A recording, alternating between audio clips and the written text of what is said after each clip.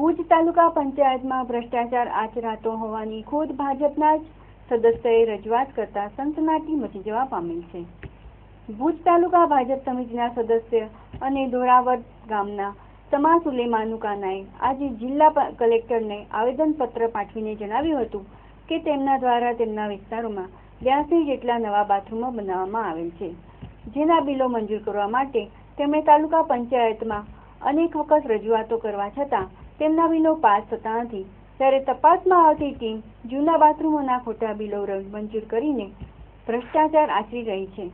ખાસ કરીને એક બાથરૂમ દીઠ 2000 રૂપિયાની ઉઘરાણી કરવામાં આવતો હોવાનો આક્ષેપ તેમણે કર્યો હતો। તેમણે તાલુકા પંચાયતમાં કરોડો રૂપિયાનો ભ્રષ્ટાચાર આચરવામાં આવતો હોવાનું સન્ડે ન્યૂઝ સાથે વાત કરતા જણાવ્યું હતું। સુલેમાન કાના ધોરાવડ ભાજપનું સક્રિય સભ્ય સંચાલક असां बनाया है। तंहिंखे 8 महीना थया 82 तैयार पड़ा है। એને कई बार आना संचालक वाला જોવા આવ્યા, જોઈ ગયા, હજી 2000 માંગે છે, અમારી પાસે છે નથી ને બિલ આજને તારીખ તેસી 12નું નીકળ્યો છે, તેનું હજી તે નથી દીધું। અમે દોડી ગમે આવે થાકી છે, તારે બાપને પાસે જવું હોય તો જાઓ, જ્યાં આ નથી બેને તારી માને પાસે જવું હોય તો જાઓ। અત્યારે આ તાલુકા પંચાયતમાં આ હાલત તમારી છે ને આમાં ભ્રષ્ટાચાર એટલો હાલે છે। કરોડોનું કુંભાર છે, પહેલાં રાવલ હતો તેની 1.5 કરોડ હતો, અત્યારે 10 કરોડથી ઉપર ખોટા બિલ કાઢ્યા છે ને જેના સાચા છે એને મળતા નથી। અમારી હાલત આ છે।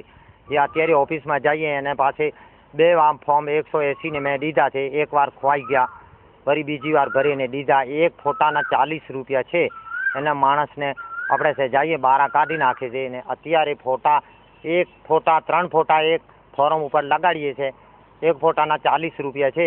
અમે કહું ત્રીજી વાર દીધા છે, અત્યારે આજને તારીખ છે, એક બિલ કોઈ કાઢ્યો નથી। અમારી હાલત આ છે ગંભીર કે આ ફોરમ જો ખોવાઈ ગયા કે જા બીજા ભરીને આપો, બિલ કાઢતા નથી। અમારી પાસે જઈએ તો છે 2000 વે તમારી પાસે તો થશે ને કા ગમે તારે બાપને પાસે જવું હોય તો જાઓ, તારી માને પાસે જવું હોય તો જાઓ। અમારી હાલત આ છે તાલુકા પંચાયતમાં। અમે 8 મહિનાથી રખડીએ છીએ। પાણી ક્યારે અઠવાડિયામાં એકવાર પાણી આવે છે ધોરાવડમાં, બરોબર ને, અઠવાડિયામાં એકવાર પાણી છે।